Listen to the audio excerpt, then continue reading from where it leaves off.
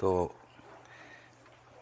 주말이 왔습니다. 일주일이 정말 몇 시간 만에 오는 것 같아요. 눈 뜨면 주말이 돼 있고 그러네. 네. 자, 지난주에 우리가 손해배상 책임, 그 다음에 반환채무 이행 보장제도까지 했던 것 같고, 우리 기본서 교재로는 몇 페이지냐면 179 금쟁이부터예요. 네. 금쟁이가 시험 문제 중요 부분이긴 한데 한 문제죠, 한 문제. 여러 문제가 나오는 건 아니고, 나중에 자격증을 따셔서 현업을 하실 때 하면 안 될 행위들 이렇게 돼 있고, 사례나 판례 위주로 많이 나오고 그렇습니다. 자, 먼저 첫 번째 나와 있는 금쟁이가 우리 교재를 보면 제목에 보면 뭐라고 되어 있냐면 중개 대상 물건에 대한 매매업 이렇게 되어 있어요. 요거 시험 문제가 이제 잘 안 나오다가 최근에 몇 번 나오는데, 요 사례가 부동산 사장님이나 아니면 일하시는 분이 부동산 중개상 물건을 갖다가 매수하시고, 그 다음에 또 좀 있다가 가격 오르니까 팔아먹고 이런 거 있잖아요. 요런 거, 요게 매매업이에요. 그러니까, 이제 중개하신 분들 중에 보면은 이렇게 중개해가지고 중개보수 받는 것도 있지만, 또 자금 여력이 되신 분들 같은 경우는 투자를 하신다고. 정보를 조금 더 많이 아니까 땅을 샀다가 오른다고 그러니까 팔아먹고, 요런 거. 그게 중개보수보다 훨씬 많은 수익을 가져오니까 하시는 분들이 계셔요. 그게 금지행위입니다. 1번에 있는 거. 제목만 보시면 되는데, 중개대상 물건, 토지나 건물 같은 것을 샀다 팔고 하는 것이 금지행위예요. 그러면 이해를 해보시면, 부동산님이 돈을 좀 벌어가지고 원룸 아니면 오피스텔을 샀단 말이에요. 세 받아 먹으려고. 그래서 월세를 80씩 받고 있어, 매달. 임대업이죠, 임대업. 네. 이건 금지행위예요, 아니에요? 그건 아니다. 매매업을 했을 때 금지행위예요. 샀다 파는 것만 이렇게. 그거 하나고, 그 다음에 이제 제가 아시는 부동산 사장님 중에 그 옛날에는 그걸 건설 중기 이렇게 해가지고 막 그 포크레인이나 이런 거 하셨던 분이에요. 그러니까 그 기계를 아시니까 그런 기계를 샀다 팔고 그렇게 하신 분이 계셨다니까. 금지행위예요, 아니에요? 그것도 아닌 게, 그 건설 기계 이런 것들은 중개대상 물건에 안 들어가죠. 그래서 아무리 샀다 팔고 해도 걸리지는 않는다. 예? 그 두 가지 점만 이해를 하시고 가면 돼요. 끝이에요. 자, 그 다음에 2번, 큰 2번에 보시면 금지행위 중에서 제목만 보시면 돼요. 등록하지 않고 중개업을 영위하는 자. 등록 안 하고 중개업을 하는 사람이 꽤 있죠. 남의 거 빌려서 하는 사람이에요, 지금. 현장에 꽤 있어요. 그런 사람들이 있는데, 그런 사람한테 매물 소개나 손님 소개를 받아가지고 중개활동 하는 걸 얘기하는 거예요. 그래서 상대방이 등록하지 않고 중개업을 영위하는 자인 사실을 알면서도 그를 통해서 어떻게 해요? 의뢰를 받거나, 제목에 둘째 줄에 그렇게 나오죠? 자기 명의를 이용했다는 것은 명함을 파줘요. 자기 중개업소의 직원처럼. 근데 그 사람은 그 명함 가지고 프리랜서로 활동하는 거예요. 그래서 요 명함 가지고 해갖고 손님을 한명 끌고 오면, 그래서 계약이 되면 몇 프로 띄워주겠다는 거지. 요걸 중개 브로커라고 그래요. 그러니까 과거에 무자격 형태로 중개업을 좀 하셨던 분들 중에 보면, 좀 나이가 좀 드신 분들은 자기가 사무실을 독자적으로 운영 못 하잖아요. 그러니까 프리랜서로 활동하는 경우가 있어요. 동네 가면. 그런 분들한테 물건이나 사람을 이렇게 소개받아가지고 중개 활동을 하면 2번에 걸리는 거예요. 그러니까 줄이면 중개 브로커를 쓰지 말라는 거예요. 우리 이제 변호사들도 보면 영업할 때 보면 사무장을 갖다가 이렇게 임명해가지고 사건 물어와가지고 사건 수임을 받으면 몇 프로 떼어주고 막 그런 거 있잖아요. 그렇듯이 여기도 중개 브로커가 있단 말이에요. 그 중개 브로커하고 놀지 마세요. 같이 일하지 마세요. 그런 취지입니다. 요거 시험 거의 안 나옵니다. 자, 다음 페이지 가시면 3번입니다. 시험은 요 3번에 집중돼 있어요. 3번이 뭐냐면 여러분들 많이 아시겠지만 중개보수를 법정 상한선을 넘겨서 많이 받는 거예요. 그래서 네모 3번 제목을 줄이면 뭐냐면 초과보수예요. 초과보수 제목 그걸 줄이면. 근데 앞에 보면 사례 증에 어떤 명목으로도 이렇게 돼 있죠. 어떤 명목이 됐든지 간에 중개보수나 실비를 법정 상한선이 있을 건데 그 상한선을 넘겨서 받는 행위가 금쟁이다. 그래서 요게 위반사항이 많은 거예요. 최근에는 많이 이제 옛날보다는 줄었지만 그래도 지금도 이제 호시탐탐 안 걸리기만 하다면 많이 받고자 하는 욕망은 다 있는 거죠. 자, 그래서 이게 분쟁도 많고 뭐 사건도 많고 그렇습니다. 그래서 3번이 초과보수인데 거기 보시면 가로 1번부터요.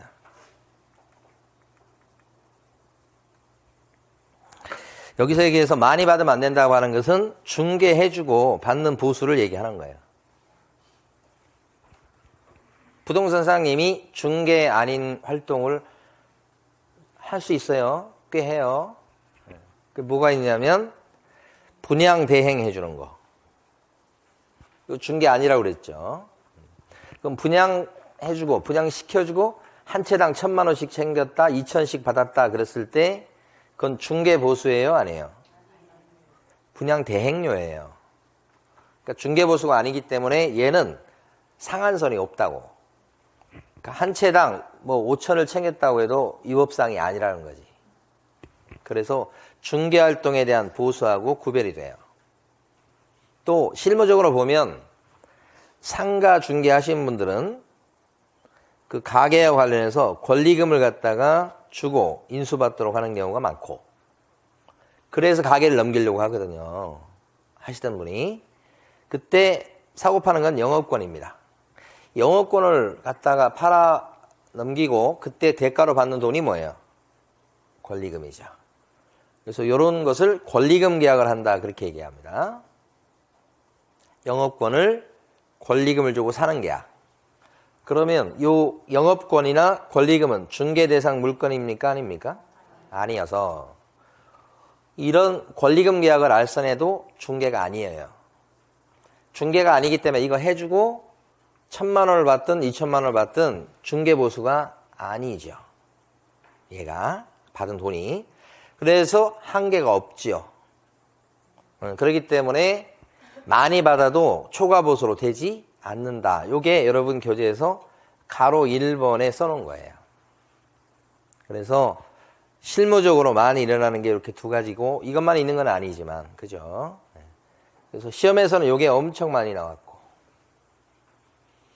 가로 1번에 동그라미 1번이 요거죠? 아직 많이 나오고 있진 않지만 시험에서 앞으로 많이 나올 수 있는 내용이 2번이죠. 요거. 그래서 두 개고요. 그 다음에 여기서 중개보수나 실비를 법정 한도가 정해져 있으니까 초과해서 받으면 걸리는 거다 그거죠. 그걸 법정 한도라고 그래요. 좀 이따 이제 중개보수 할 때 또 나올 건데. 그래서 예를 들어서 요 집을 중개했을 때 법정 한도가 100만 원이다라고 가정을 해보는 거예요. 그러면 이 100만 원, 이거 중개했을 때 받을 수 있는 게 많이 받아야 100만 원. 근데 200을 받았다 그러면 어떻게 돼요?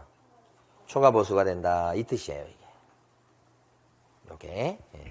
그래서 이제 가로 2번은 무슨 얘기냐면 법정 한도가 100만 원인데 이거 중개했을 적에 근데 중개보수를 100만 원 받고 이제 고민할 일이 생긴 거예요, 우리가. 사례비로 300을 또 받은 거예요. 그러니까 중개보수의 법정 한도는 100만 원인데 그건 맞춰서 받았어요. 그리고 사례비, 수고비로 또 받는다고. 이렇게. 총 400을 받은 거예요. 이렇게 되면 초과보수가 되냐 안 되냐가 이제 문제야. 될 것 같아요? 안 될 것 같아요? 이게 초과보수가 안 된다 그러면 법정 한도를 딱 지켜서 요건 받고요. 나머지로 다 챙겨버리면 법정 한도는 의미가 없어요. 그래서 초과했냐 아니냐 그거 따질 때는 무조건 합친다고. 사례비로 받은 돈이든 무슨 명목으로 받은 돈이든 다 합친다고. 그래서 가끔 손님 중에 보면 진짜 마음에서 우러나와서 가격도 싸게 사주는데 협조를 하고 막 그렇게 되면 막 복비를 많이 주고 싶은 생각이 드는 사람이 있어. 예. 그런 생각이 바뀌기 전에 많이 받아버려야 돼. 또 시간 지나고 나면 또 어떻게 생각이 바뀔 수 있어. 근데 그런 마음이 막 이렇게 샘솟는 경우가 있어. 우리가 그 상대방이 돼도 마찬가지. 그럴 경우가 있어. 너무 감사해가지고. 가격을 갖다 5천 1억씩 싸게 만들어줬다 그러면 복비 500이 안 아깝다 이렇게 생각될 수 있잖아요. 그러니까 자기 느낌에 한 5천이나 1억 정도는 싸게 산 것 같아. 그러면 어떻게 해요? 후하게 주려고 그래요. 근데 받으면 걸려. 이렇게. 그래서 초과보수로 금쟁이가 된다. 이런 뜻이에요. 그런데 이걸 돈으로 줘도 걸리지만 요것처럼 요런 거, 골프채 이런 거 받아먹은 것도 다 합치니까 이것도 걸리는 거예요. 이렇게. 그럼 많이 주려고 그러면 어떻게 해? 받으면 안 되지. 그러나 받고 싶죠? 그러면 증거를 안 남겨야 돼. 나중에 이분이 이제 나중에 가서 나 너무 많이 준 것 같아 이렇게 좀 마음이 변심할 수 있거든. 그래서 내가 줬다고 그분이 주장할 텐데 그 증거가 없어야 돼. 그러려면 어떻게 받아야 된다? 그렇지. CCTV도 생각해야 되고 녹음 이런 것도 생각해야 되고 현금 받아야지 계좌이체 받으면 안 되고 뭐 이런 거죠. 그 사람이 절대 자기는 문제 삼지 않겠다고 해도 그건 아무 쓸데 없어요.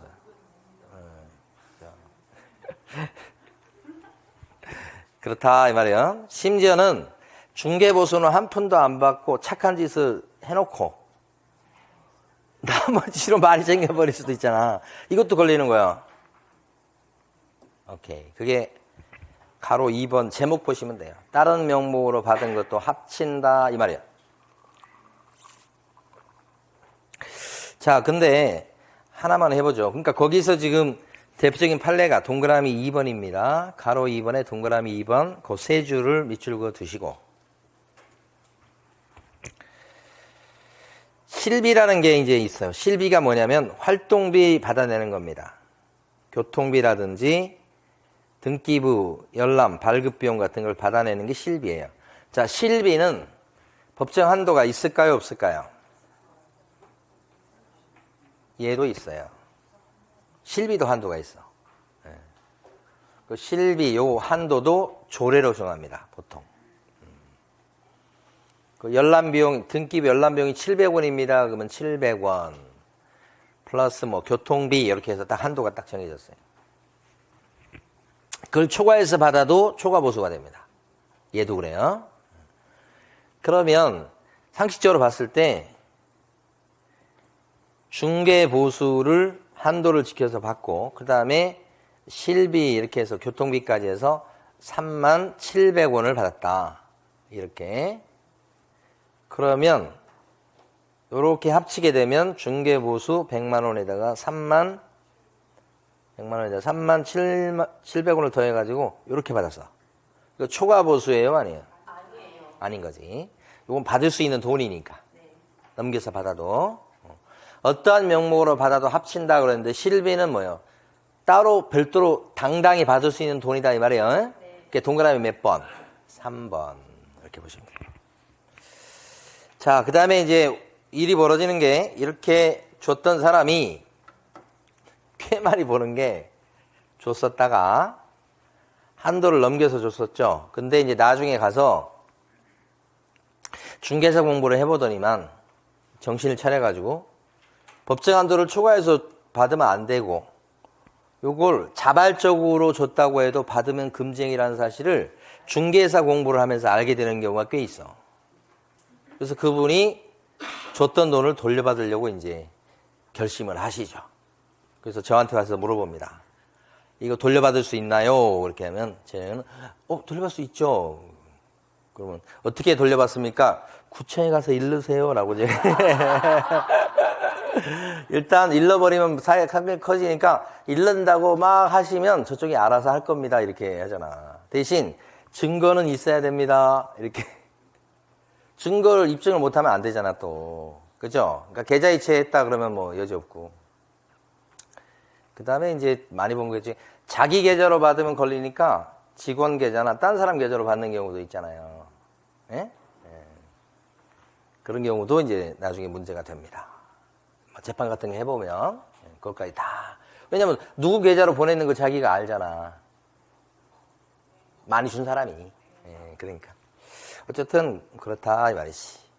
그래서 여기 300만 원을 갖다가 받았는데 구청에 이른다고 받았은 요 순간에 이제 금쟁이가 되는 거예요. 근데 나중에 구청에 이른다고 하니까 200을 훌러덩 돌려줘. 빨리 돌려주지. 그러면 이제 100만 원만 챙기고 나 지금 많이 안 받았어 하고 그렇게 되는 거죠. 그래도 뭐요? 금쟁이로 처벌받습니다 이게. 돌려줘도 그래요. 여기 보면 300만 원을 받을 때 이 수표로 받은 거예요. 당자 수표. 이 당자 수표는 이게 부도가 날 수 있어. 이게 잔고가 부족한 게 그래서 지급 거절이 부도예요. 그게 부도가 난 거야. 잔고가 없어갖고 못 받았어 현실적으로. 그러면 300만 원짜리 당자 수표 받았을 때까지는 기분이 괜찮았지. 나중에 가서 청구했더니 안 주더라 이 말이야. 못 받았지. 한 푼도 못 받은 거야 지금. 금지행위냐 이거지. 애매한 사안이잖아요. 우리 판사는 금지행위다 이렇게 하는 거지. 판사의 행위가 망고의 진리는 아니지만 우리는 진리인 것처럼 하고 살자고 하는 게 민주주의예요. 그 사람이 뭐 신은 아니잖아. 맨날 옳은 판단을 할 건 아니죠. 그래도 어떻게 해? 어쩔 수 없잖아. 그래서 신 밑에 판사한 거예요. 신처럼 떠받드는 거예요. 어쩔 수 없어. 누군가는 판단해야 되기 때문에. 자, 근데 이것도 문제지. 300만 원 달라고 100만 원인데 300만 원 달라고 이제 요구했어. 근데 저쪽에서 안 줘. 그러면서 왜 많이 달라고 그러냐 그러면서 구청에 이르는 거야. 안도가 100만 원인데 300만 원 달라고 그래요 하면서 이르는 거지. 자, 금지행위 아니야. 입금이 아직 안 됐잖아. 아직은 금지행위 아니지. 그러면 구청에서 많이 달라고 했으니까 당신 영업정지야 이런 건 없어. 그래서 받아야 금지행위야. 초과해서. 이것 갖고는 아니고. 그래서 별난 사례들이 많은 거예요 여기가. 여러분 교재에서 가로 3번에 동그라미 1번이 방금 전에 말씀드렸던 거. 요구, 약속한 것만 갖고는 금지행위가 아니에요. 그 다음에 동그라미 3번에 보시면 둘째 줄에 당자 수표 판례 나오죠? 부도나도 금지행위예요. 동그라미 1번하고 3번 두 개 설명드린 거고 나머지 내용은 이제 제가 책에다 써놓고 있지는 않습니다. 자, 근데 순가 중개 계약이라는 게 있어요. 옛날에 시험에 참 많이 나왔던 내용이죠. 요건 뭐냐면 중개 계약은 부동산에 내놨다는 거죠. 내놓을 때 요게 오래된 헌 빌라인데 많이 낡았어요. 30년 되고 막 그랬어. 그러니까 이걸 내놨는데 살 사람이 잘 없을 거 아니에요. 그래서 뭐라고 그러냐면 2억도 비싼 것 같은데 하여간 2억만 받아주시고 그걸 넘겨서 받은 돈이 있으면 그 부분은 중개보수로 인정해 드릴게요. 그게 얼마가 됐든 간에 중개보수로 인정해 드릴게요. 그러니까 열심히 좀 팔아보세요. 이렇게 하면서 의뢰하는 것을 순가중개계약이라고. 여기서 순가라고 하는 것은 요 2억을 얘기하는 거예요. 2억만 흔히 내 손에 쥐어주셔. 나머지는 다 알아서 그냥 챙기시고 이렇게 하는 거예요. 그렇게 의뢰하는 것을 순가중개계약이라고 해. 그랬더니 을이라는 부동산 사장님이 신나가지고 이거 시세보다 싸다고 막 얘기해가지고 요 손님한테 이걸 2억 3천에 팔아준 거지. 2억 3천에 끊어갖고 도장 찍게 만들려면 처음 제시한 금액은 이거보다 높아야 되겠죠? 그걸 감안해서 금액을 부르기 시작하는 거예요. 그래서 목표는 요거고, 그걸 감안해가지고 이렇게. 어쨌든 2억 3천에 이제 2억 6천에 처음 부르니까 이 사람은, 고개를 갸우뚱했는데, 뭐, 낡고 뭐 그래서 어쩌고 하면서 여기까지 가격을 맞춰주고 그러니까 이제 싸게 샀다는 느낌이 들잖아. 그래서 이제 요걸로 끊어주면서 절대 2억 뭐 6천 이하는 안 된다고 그러는데 내가 좀 해볼게. 이렇게. 해가지고 2억 3천에 끊는 대신에 3천만 원은 세금 좀 뭐 그런 게 문제가 있으니까 2억은 저기 갑의 통장으로 주고 3천만 원은 갑 다시 통장으로 주세요. 이렇게 얘기를 해갖고 나눠서 붙이게 해. 요렇게만 해주신다면 2억 3천을 끊어주신대요. 이렇게 하는 거예요. 그래서 2억 저 통장에 들어가고 요 사람 통장에 갑 다시는 누굴까? 을의 부인일 가능성이 높죠. 아는 사람이거나. 그래서 얼마를 챙겨요? 3천원을 딱 챙기지. 이렇게 했을 때 요 사람은 초과보수가 되냐 이 말이지. 되지. 2억이다 그랬을 때 이거 많이 최고로 받아야 1%도 안 돼. 0.9% 받으면 180이야. 근데 얼마를 챙겼어 지금? 기절할 판이야 이거 지금. 초과보수죠. 이건 금쟁이가 된다. 근데 이때도 아직 도장 안 찍은 상태, 아직 요 입금이 안 된 상태에서는 어떻게 돼요? 아직은 금쟁이가 아니다라고 하셔야 돼. 그게 동그라미 2번이야. 요구, 약속한, 이건 약속이겠네. 약속한 그것만 갖고는 금쟁이가 되지 않는다. 이게 동그라미 2번이지. 이런 게 이제 오래된 빌라 같은 거라든지 땅 같은 경우 이게 많죠. 예? 순가가. 근데 이제 현실적으로 보면 이걸 오래된 빌라다 그랬을 때 이걸 이대로 팔아먹으려고 그러지 마시고 여기 손을 대셔야 돼. 예? 그래서 인테리어 비용이 좀 들어가고 수선 비용이 들어가더라도 그것보다 훨씬 비싸게 팔 수 있어요. 우리가 똑같은 아파트, 똑같은 평형, 똑같은 타입인데 이쪽은 관리를 잘해가지고 좀 내부가 좋잖아. 그러면 잘 나가고 비싸게 받고 그럴 수 있고 그렇지 않는 쪽은 어떻게 돼? 세를 놔도 잘 안 나가고 사람들이 왔다가 그냥 보고 가고 계약을 잘 안 하고 그렇게 된단 말이에요. 근데 우리 사람들이 그렇게 생각을 못 해. 왜 내가 거기다 돈을 내가 쏟아붓냐고 생각을 해. 그래서 부동산 투자 또는 경매 투자하시는 분 중에 이런 헌 빌라를 잡아서 고쳐가지고 팔기만 해도 돈 버는 거예요. 딴 거 할 짓 없어. 그냥 싼 빌라를 사든지 아니면 경매로 싸게 받아갖고 몇천 들여서 이걸 작업을 해. 번쩍번쩍 해놓잖아. 이렇게. 겉에 뭐 내용물 어쨌든 간에 번쩍번쩍 해놓으면 사람이 어떻게 돼? 헷가닥해. 그러면 진짜 마음에 든다고 막 도장 찍어. 그러다 2년 있으면 또 뭐 세고 뭐 이렇게 된다고.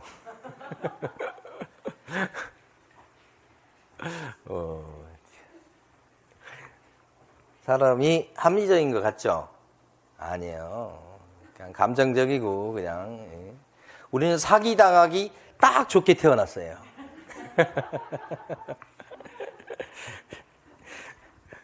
본인은 저도 파매요. 본인은 아니라고 생각하잖아. 아니죠.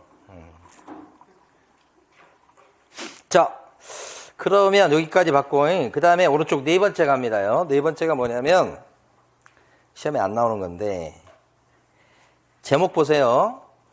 거래상 중요사항에 관해서 거짓된 언행 그 밖의 방법으로 의뢰인의 판단을 그르치게 하는 행위다 이렇게 했잖아. 응? 이게 뭐냐? 판단을 그르치게 하는 행위, 판단을 그르치게 하는 행위가 거짓말 치는 거예요. 속이는 거라고. 그러면 일하시는 부동산 사장님이 손님한테 거짓말 치지 마라 이 말이지. 그러니까 여기 지금 앞으로 곧 그린벨트 풀려요.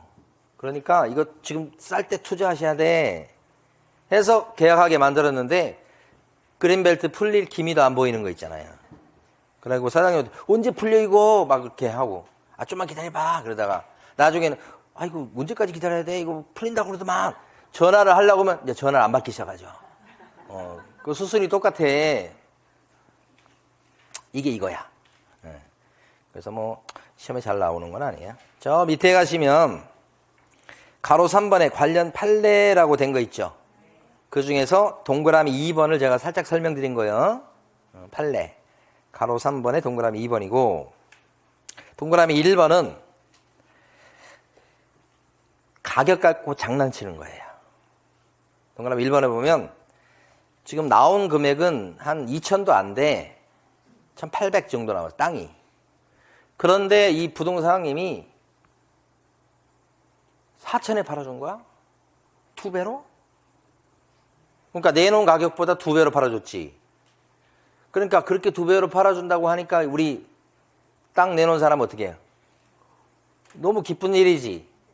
근데 무슨 얘기 하냐면 그렇게 2배로 팔아줄 테니까 그 2천 수익 중에 1,000만 원 놔주라 그런 거지. 그러면 내가 팔아주고 이렇게 된 거지. 그러면 여러분은 오케이야? 노야? 노가 누구예요 지금? 1,000만 원을 더 자기가 원하는 금액이 2천인데 3천을 팔아준 거하고 똑같잖아. 그러면 이득인데 왜 노를 해? 그래서 그렇게 얘기하는 거예요. 그래가지고 4천에 팔아준 거지. 근데 이 세상에 영원한 비밀이 없다고. 4천에 산 사람이 나중에 보니까 당한 거야. 주변 시세를 아무리 봐도. 그러니까 계약서에 도장 찍기 전에 그걸 파악했어야지. 도장 찍고 나서 보니까 시세보다 훨씬 비싸게 주고 산 거야. 그러니까 부동산 사장님은 이제 달달 볶는 거지, 이제. 그러니까 그게 정말 어떻게 보면 자신의 명을 제쳐가는 길이기도 해요. 부동산 사장님 입장에서 봤을 때. 그것 때문에 이제 문제되는 케이스를 많이 봐요. 그 사장님 이제 시달려, 이제 그때부터. 그러니까 넘어가면 괜찮은데. 또 사람은 또 그냥 잘 안 넘어가는 거거든. 그래서 그게 무척 높은 가액으로 요게 얼마에 팔아준 거라고요? 4천. 얼마짜리 땅인데? 2천짜리 땅. 이 정도 되면 당했다 이렇게 하는 거예요. 그래서 무척 높은 가액으로 팔아줬다. 이런 것들이 판단을 그르치게 하는 거예요. 자, 5번째 갑니다. 5번째는 아이고야. 오늘 오후에 시험 보죠? 네. 중개 보수까지 가요. 일단 내놓기는. 근데 진도는 조금 더 나갈 생각인데 될라나 모르겠어. 자, 5번째가요. 제목을 보시면 5번째가 관계법령에서 양도, 알선 등이 금지된 이렇게 돼 있죠. 부동산에 여기서 보면 금지에다가 동그라미 치셔야 돼요. 제목에서. 관계법령에서 양도, 알선 등이 금지된 할 때 금지에 동그라미 치시면 금지시켜놨어. 양도나 알선을 못하게 만들었다고. 금지의 동그라미고, 그 다음에 부동산의 분양이나 임대 등과 관련 있는 증서에 동그라미 치셔야 돼. 제목에서. 그러면 증서가 뭐냐 그러면 요게 이제 아파트 분양권 생각하시면 돼. 투기 막기 위해서 아파트 분양 받은 사람한테 전매를 못하게끔 제한하는 게 있죠. 전매 제한 기간이 붙는 게 있죠. 그래서 뭐 1년짜리 붙는 경우도 있고 뭐 몇 년 붙는 경우도 있고 그렇게 증서라는 게 아파트 분양권을 얘기하는 거예요. 그러면 양도가 금지된 증서다 이거예요. 그건 뒤에 보시면 매매, 교환 등을 중개해주면 안 된다는 거예요. 그러니까 중개에 동그라미 치셔야 돼. 이번에 3번째 동그라미가 뭐예요? 중개. 그러니까 아파트 분양권, 전매가 제한되어 있는 아파트 분양권을 중개해주면 안 된다 이 말이에요. 그 다음에 매매를 업으로 하는 것도 안 된다 이거지. 매매를 업, 요 동그라미야. 그래서 동그라미가 4군데야. 그러면 요 가장 중심이 되는 단어는 뭐예요? 증서지, 증서. 이 증서는 그런데 사고 팔지 못하게 돼 있다 이 말이. 사고 팔지 못하게 양도가 금지된 증서인데 이걸 중개해주면 되겠어요? 안 된다 이 말이고. 한 번 사고 파는 것도 금지인데 샀다 팔고 이렇게 반복적으로 하는 것도 허용될 리가 없죠. 이게 금쟁이라는 거지. 그래서 이런 짓을 하면 1년 이하의 징역이나 아니에요. 제가 잘못했어요. 3년 이하의 징역이나 3천만 원의 벌금으로 형사처벌 대상이 되더라라는 얘기죠. 우리가 이제 실무적으로 많이 벌어지는 게 아파트 분양권에 대해서 전매 제한이 붙어 있어. 그러니까 1년 동안 사고 팔지 못하게 돼 있다고. 근데 그 전매 제한 기간 중에 사겠다는 손님이 와. 그 아파트 분양권을. 그럼 우리는 그거 소개시키면 돼요, 안 돼요? 법적으로 안 되는 거라고. 근데 분양권 갖고 있는 주인한테 물어보니까 팔고 싶대. 웃돈 얼마 주면. 응? 그러면 이 사람은 살라고 왔고 이 사람은 웃돈만 주면 1억 정도 주면 팔겠다는 거니까 둘이 계약을 하면 아파트 한 채 계약하는 그런 게 효과가 있잖아. 그럼 우리는 해야지. 근데 하면 처벌된다는 거지. 그거 할 거예요, 말 거예요? 대부분 합니다. 안 하는 게 아니고 형사처벌 대상이 되잖아 이게. 그런데 이제 잡음 없이 잘 되면 안 들켜갖고 처벌을 안 받고 이렇게 넘어갈 수 있어요. 그래서 이제 대부분 난 저 법에 어긋나기 때문에 못해 이런 사람은 거의 본 적이 없어요. 합니다. 하고 이제 들키면 갑니다. 근데 이제 보통 문제가 잘 없는데 언제 문제가 많이 생기냐면 그 아파트 분양권의 가격이 올랐을 때지. 이렇게 해서 그러니까 진짜 이면 계약을 하는 거지. 사고 팔기로. 그리고 뭐 돈 처리하고 이렇게 하는데 등기는 어떻게 돼요? 나중에 전매 계약 풀리고 나서 등기 서류를 갖다가 이렇게 팔아먹은 쪽에서 준비해갖고 등기 칠 수 있도록 도와주는 거지. 지금은 등기가 안 되지. 전매 제한 기간이 있으니까. 근데 등기 서류를 넘겨주려고 딱 봤더니 가격이 지금 나는 1억 받아먹고 이렇게 넘겼는데 5억이나 올랐어? 그러면 이제 그때부터 배가 아프기 시작하지. 그러면 첫 일성이 뭐냐면 이렇게 많이 올랐는데 나는 1억밖에 못 벌었다고 하면서 오를 줄 알았나? 그러니까 5억 번 것 중에 좀 토해내라 얘기하는 거지. 좀 더 주라고 얘기하는 거지. 약간 비굴하지만 지금 돈이 눈앞에 왔다 갔다 하니까. 그러면 이제 가격 조정이 또 그때 이루어질 수도 있는 거지. 그렇지 않으면 온 세상이 까발리겠다고 하면 부동산도 다쳐 저쪽도 다쳐 막 그러잖아 지금.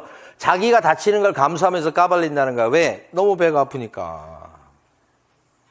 나 죽고 나 죽자 하면서 칼을 자기 목에 들이댄 거하고 똑같아. 그런 사람을 보시게 될 거예요. 앞으로 여러분들이 자기 목에 칼을 대면서 너 죽고 나 죽어 이렇게 하면 1억 내놓을 거야, 더 내놓을 거야, 안 내놓을 거야. 그게 이거예요, 이거요. 법에서 하지 말라고 돼 있지만 우리가 부지런히 하는 것이 이거라고. 아셨죠? 그래서 양도 금지 증서에 보시면 거기 뭐가 있냐 그러면 대표적으로 여기서는 이제 양도금지 증서에 해당되는 게 이제 거기 나와 있는 것처럼 둘째 줄이 있죠. 가로 1번 둘째 줄에 있는 청약 통장 같은 것들이 일단 되고요. 청약 통장 이런 거 있고, 그 다음에 뒤에 나와 있는 철거민 딱지들이 있죠. 이런 것들이 이제 요 금지 증서에 들어간다. 옛날에 딱지 거래도 많이 했었어요. 근데 지금은 이제 딱지가 이제 별로 이렇게 웃돈이 잘 안 붙고 그러니까 경기 상황 때문에 딱지 거래 불법입니다. 원칙적으로. 그게 요거예요. 다음 페이지 가시면 중개나 뭐라고 돼 있어요? 매업 이렇게. 요게 금지행위다 이런 거고. 밑에 가시면 이제 뭐가 나오냐면 그 참조 조문 중에서요. 형사처벌하겠다고 막 써놓은 게 있습니다. 여러분 공법 시간에 배우실 거예요. 그중에 1번 있어요. 1번. 주택을 공급받을 수 있는 지위라고 돼 있죠. 그게 바로 이제 뭐예요? 아파트 분양권 얘기하는 거예요. 그게 여기 들어가요. 그리고 밑에 판례 보기라고 되어 있는 거 있어요. 지금 182페이지 넘어왔습니다.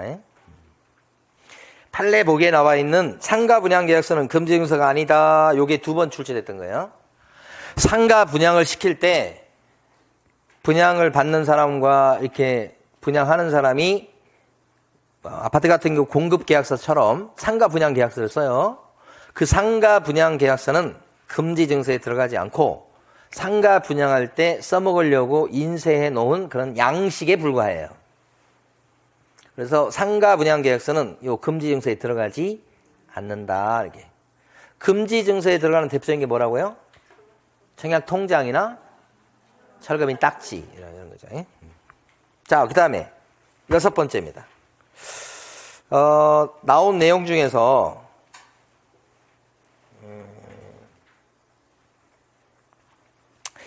여섯 번째 하고 아까 3번이 있었죠. 3번.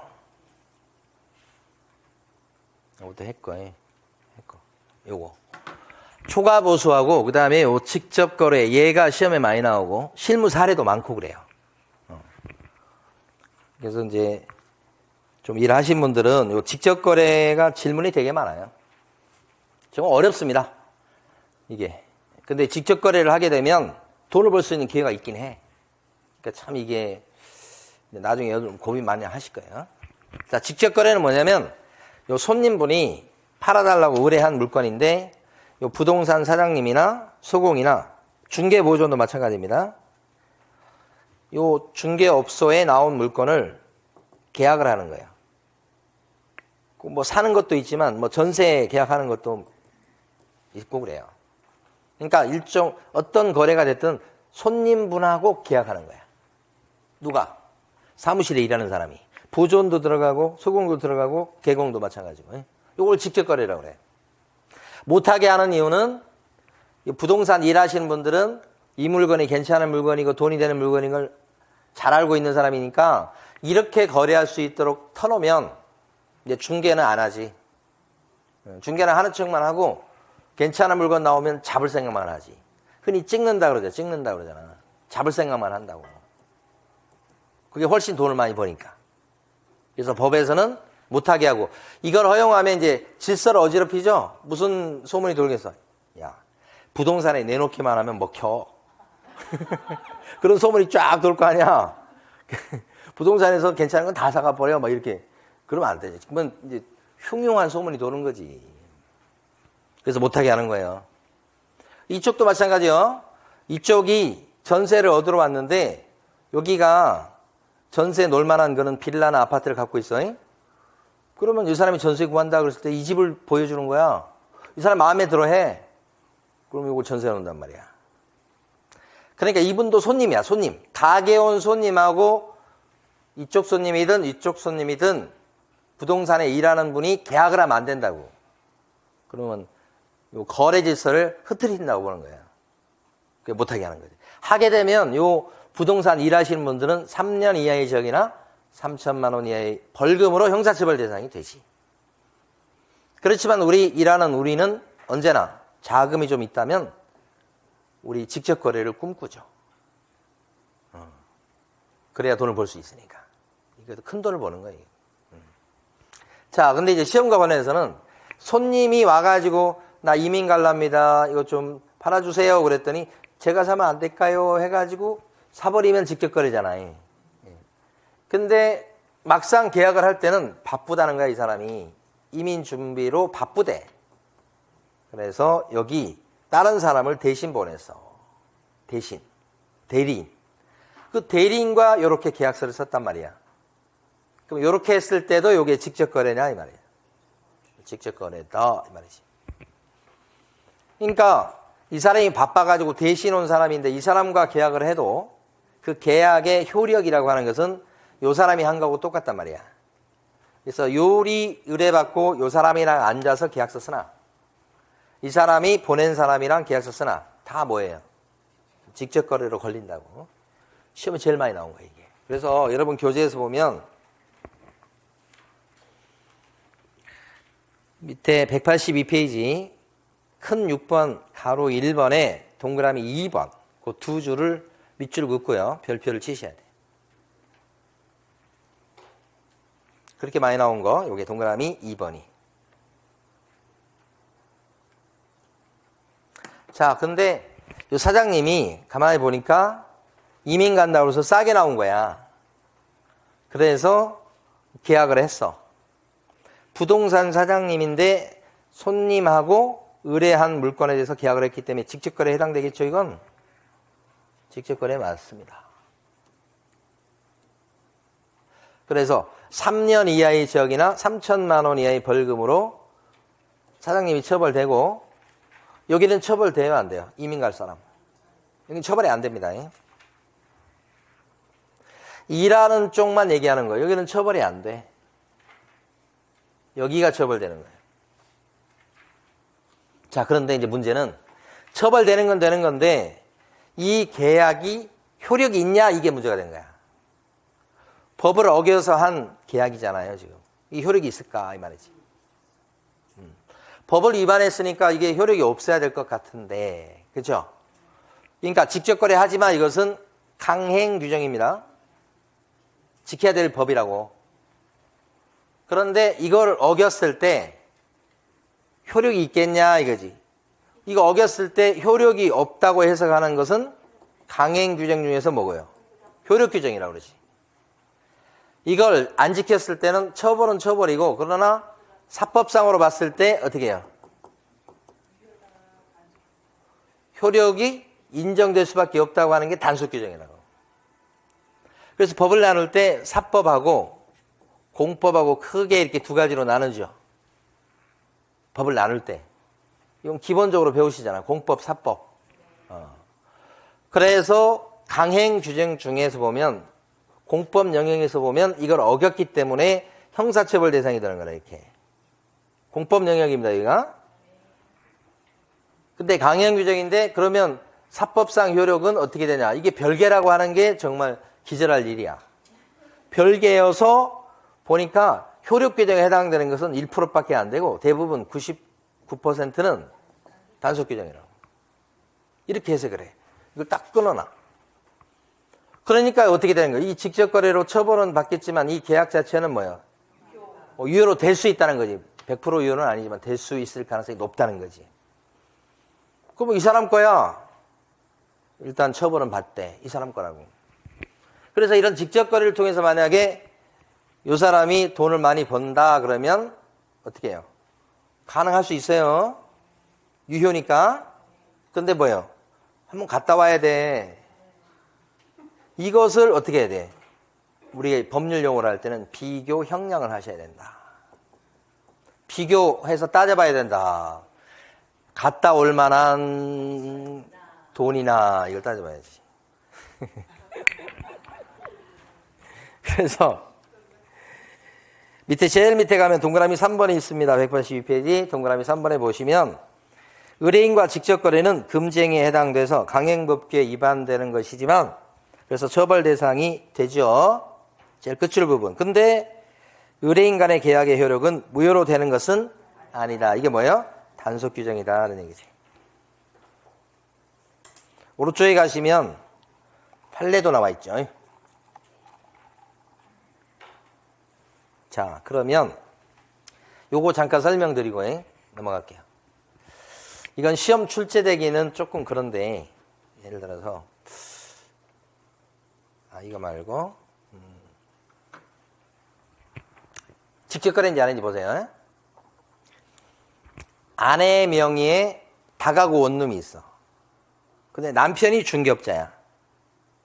근데 다가구 원룸에 빈 방들이 좀 있어.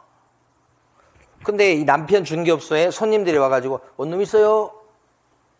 원룸 있어요? 하고 손님들이 막 오니까 아내의 원룸을 소개시켜. 그래가지고 원룸 전세 계약을 막 남편이 도장 찍어가면서 중개업소 사장님 남편이 계약을 해준 거야.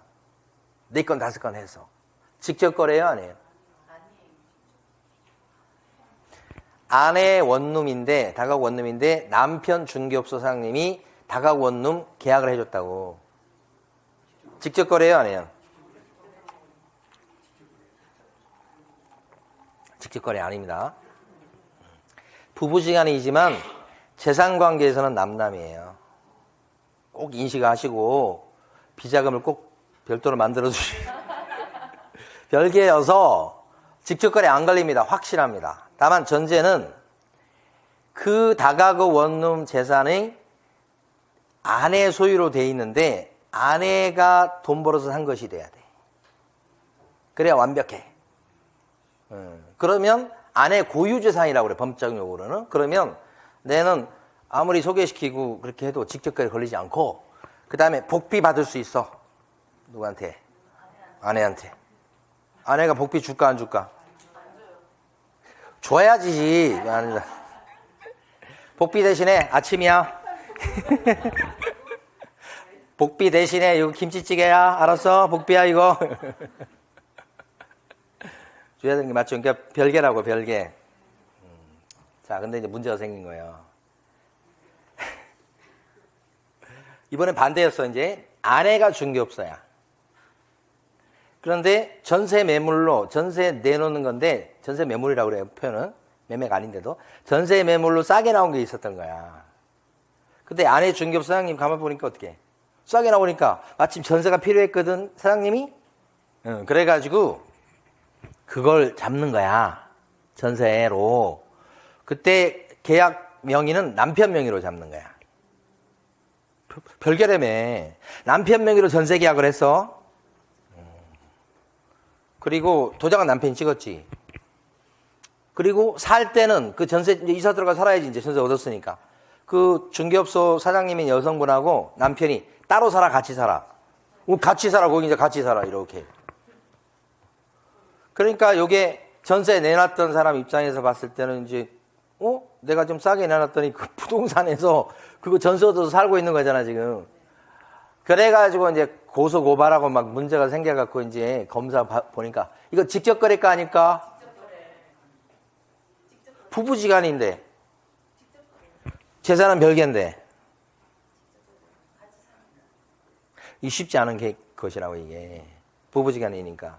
근데 우리 판사는 검사는 직접거래로 기소를 해가지고 간 거야 지금. 처벌해달라고 간 거지. 근데 판사 생각도 똑같았는데 판사가 생각한 거지. 판사가 드는 근거가 이제 있는 거지. 원래 법적으로 보면 이건 남남의 남남. 재산관계에서 남남이란 뜻이에요. 근데 판사는 어떻게 보냐? 싸게 나온 물건이었고. 그죠? 그 다음에 같이 들어가 살고. 그러면 아내가 중개업소 사장님이고 남편 명의로 했지만 뭐예요? 직접 거래다. 이렇게 한 거야. 제가 그 전에 다가구 원룸 세 놓는 거하고 이거하고 이렇게 두 개 같이 설명드렸어요. 같은 부분인데 아까는 직접 거래가 안 된다고 그러고 지금은 된다고 그러고. 두 번째 건 판례구. 근데 아무리 봐도 그건 뭐예요? 좀 합리적이죠? 네. 남편 명의로 했지만 같이 들어가 살고 싸게 나온 매물이었고 그 돈도 순수히 남편만의 돈이 아닐 가능성이 높죠? 대부분 돈이 아내 돈일 가능성이 높죠? 그래서 그 판례는 수긍이 된다. 근데 굉장히 복잡한 사안이라서 시험 문제 출제하기가 좀 어렵다고. 근데 이해는 해 두시라고. 실무에서 여러분 하실 때는 이렇게. 자, 쉬었다가 계속 하겠습니다.